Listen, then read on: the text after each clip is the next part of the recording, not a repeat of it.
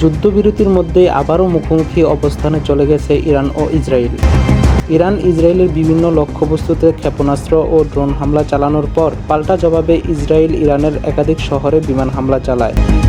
এতে মধ্যপ্রাচ্য জুড়ে উত্তেজনা ছড়িয়ে পড়েছে এবং চলমান শান্তি প্রচেষ্টা বড় ধরনের চ্যালেঞ্জের মুখে পড়েছে। আন্তর্জাতিক সংবাদ মাধ্যমগুলো খবরে বলা হয়েছে, ইরানের হামলার লক্ষ্য ছিল ইসরায়েলের সামরিক স্থাপনা। তবে ইসরায়েলের আকাশ প্রতিরক্ষা ব্যবস্থা বেশ কয়েকটি ক্ষেপণাস্ত্র প্রতিহত করতে সক্ষম হয়। এরপরই ইসরায়েল পাল্টা আক্রমণ চালিয়ে ইরানের সামরিক ও কৌশলগত কিছু স্থাপনায় বিমান হামলা চালায়। এই পাল্টা হামলার কারণে যুক্তরাষ্ট্রের প্রেসিডেন্ট ডোনাল্ড ট্রাম্প এর শান্তি চুক্তির প্রচেষ্টা বড় ধরনের চ্যালেঞ্জের মুখে পড়েছে।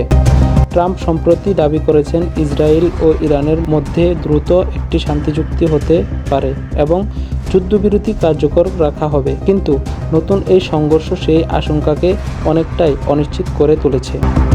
বিশ্লেষকদের মতে, চলমান এই সংঘাত আরও ছড়িয়ে পড়লে পুরো মধ্যপ্রাচ্যের নিরাপত্তা পরিস্থিতি অস্থিতিশীল হয়ে উঠতে পারে। একই সঙ্গে বিশ্ববাজারে তেলের দাম বৃদ্ধি এবং আন্তর্জাতিক কূটনীতিতেও নতুন চাপ তৈরি হওয়ার আশঙ্কা রয়েছে।